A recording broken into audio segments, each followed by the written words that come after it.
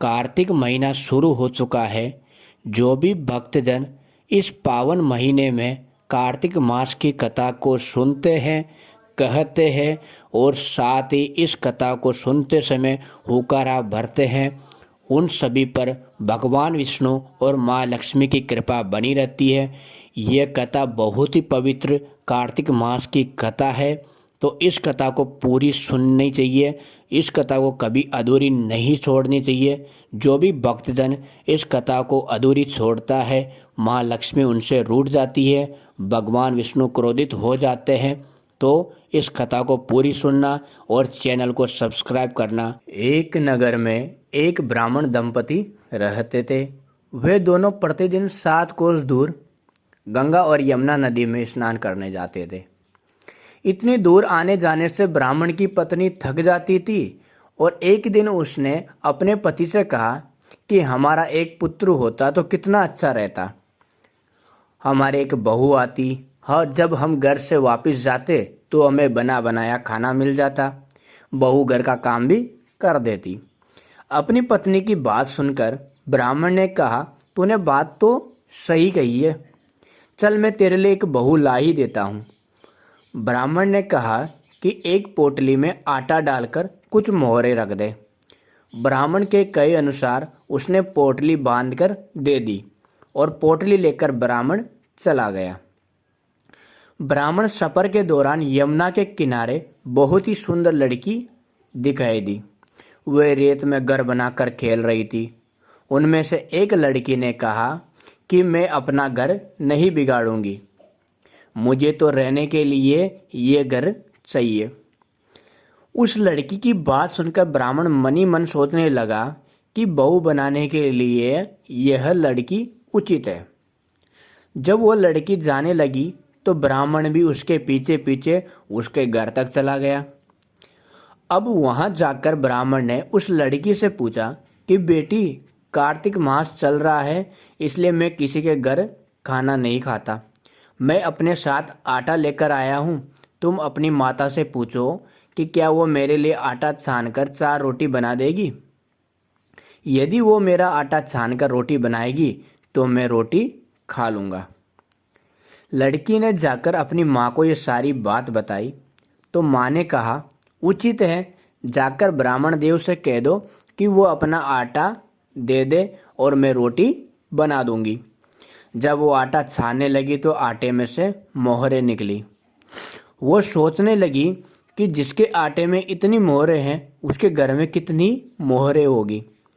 जब ब्राह्मण खाना खाने बैठा तो लड़की की माँ ने उस ब्राह्मण से पूछा, क्या आपका कोई लड़का है? क्या आप उस लड़के की सगाई करने जा रहे हो? यह सुनकर ब्राह्मण ने कहा कि मेरा लड़का तो काशी में पढ़ने गया हुआ है, लेकिन यदि तुम कहो तो खांड कटोरे से विवाह करके तेरी बेटी को अपने साथ ले जाऊं। लड़की की माँ ने कहा कि ठीक है ब्राह्मण देव, जैसा आप उचित समझे। इस पर लड़की की माँ ने लड़की की खांड कटोरे से शादी करके ब्राह्मण के साथ भेज दिया। ब्राह्मण ने घर आकर कहा कि रामू की माँ, दरवाज़ा खोल कर देख, मैं तेरे लिए बहू लेकर आया हूँ। ब्राह्मण की पत्नी भीतर से ही बोली, हमारे तो कोई बेटा बेटी ही नहीं है, तो बहू कहाँ से लेकर आ गए? दुनिया ताने मारती थी और आप भी मारने लगे। ब्राह्मण ने कहा कि तू दरवाज़ा खोल कर तो देख। जब ब्राह्मणी ने दरवाज़ा खोला तो सामने बहू को खड़ी देखा। उसने बहू को स्वागत किया और आदर सत्कार से अंदर ले गया। दोस्तों, कहानी बहुत अच्छी है, पूरी कथा को ध्यान से सुनना, भगवान विष्णु की असीम कृपा बनी रहेगी। और साथ ही वीडियो को बीच में मत छोड़ना, ये कथा पूरी सुननी है। इसमें भगवान विष्णु का अपमान माना जाता है इस कथा को सुनने पर। और कहा जाता है कि जो भी भक्तजन कार्तिक मास में भगवान विष्णु की कथा सुनता है उसकी हर मनोकामना पूरी होती है, इसलिए पूरी कथा सुनना। अब जब ब्राह्मण अपनी पत्नी के साथ नदी स्नान करने जाता तो पीछे से बहू का घर का सारा काम करके खाना बनाकर रख देती थी, उनके कपड़े धोती, रात को हाथ पैर भी दबाती थी। इस तरह बहुत दिन बीत गए। ब्राह्मणी ने अपनी बहू से कहा, बहू कभी भी चूल्हे की आग मत बुझने देना और मटके का पानी खत्म मत होने देना। परंतु एक दिन चूल्हे की आग बुझ गई। ये देखकर बहू घबरा गई और भागी भागी अपनी पड़ोसन के पास गई कि कहा कि मेरे चूल्हे की आग बुझ गई है, मुझे थोड़ी आग चाहिए।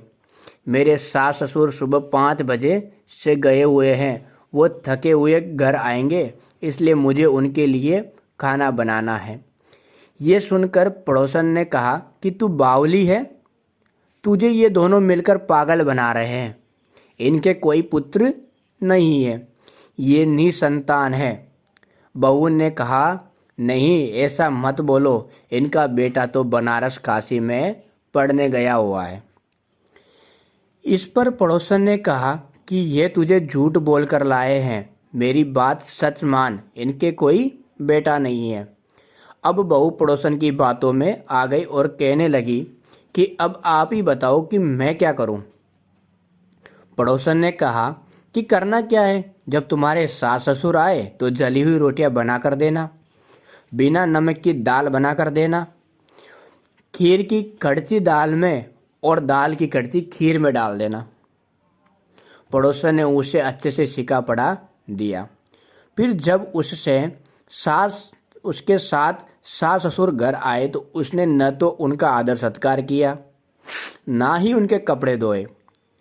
जब उसने सास ससुर को खाना दिया तो सास बोली, बहू आज ये रोटियां जली हुई क्यों है और दाल भी अलूनी है। तब बहू ने पलट कर कहा कि एक दिन ऐसा खाना खा लोगे तो कुछ बिगड़ नहीं जाएगा तुम्हारा। सास ससुर को खरी खोटी सुनाकर वो फिर से पड़ोसन के पास गई और बोली, अब आगे क्या करना है। पड़ोसन ने कहा, अब तुम 7 कोटों की चाबी मांग लेना। अगले दिन जब भी स्नान करने के लिए जाने लगे तो बहू अड़ गई कि मुझे तो 7 कोटों की चाबी चाहिए। तब ससुर ने कहा कि इसे चाबी दे दो। तब सास ने बहू को चाबी दे दी। सास ससुर के जाने के बाद जब बहू ने दरवाजे खोले तो देखा किसी में अन्न भरा है तो किसी में धन भरा है और किसी कोटे में बर्तन पड़े हुए हैं।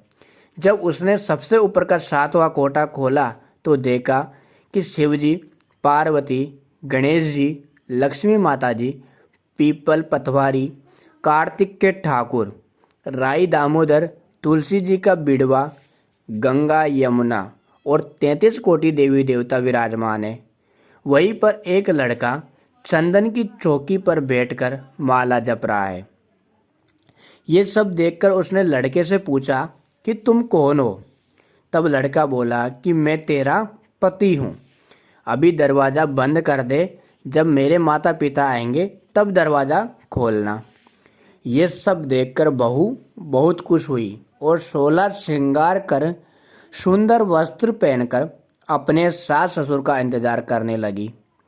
उसने अपने सास ससुर के लिए अच्छे अच्छे पकवान बनाए।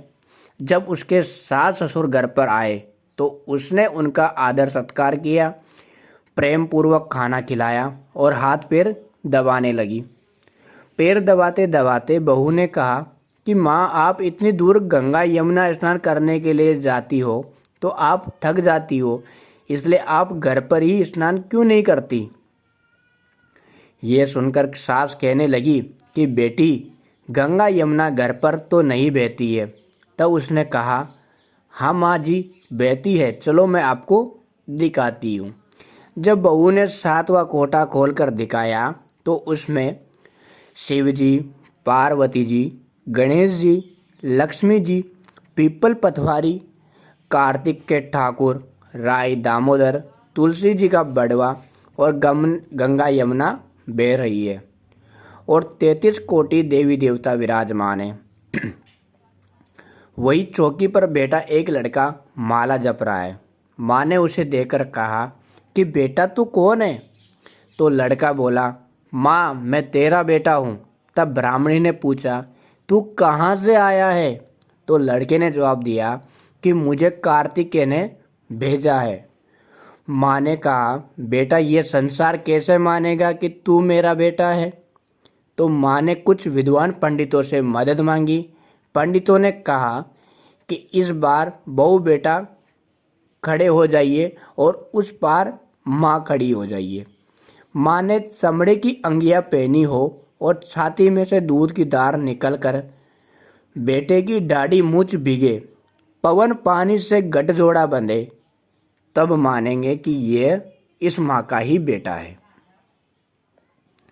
उसने ऐसा किया कि चमड़े की अंगियाँ फट गई और छाती में से दूध की धार निकलकर बेटे की दाढ़ी मूछ भीग गई। पवन पानी से बहू बेटे का गठजोड़ बंध गया। ये सब देखकर ब्राह्मण और उसकी पत्नी की खुशी का ठिकाना नहीं रहा। तो ये थी कार्तिक मास की कथा। हे कार्तिकेय ठाकुर, जैसे ब्राह्मण और ब्राह्मणी को बहू बेटा दिया है वैसे सबको देना है। कार्तिक मास की कथा सुनने और कहने और हुकारा बनने वाले पर सब कृपा करना। धन्यवाद।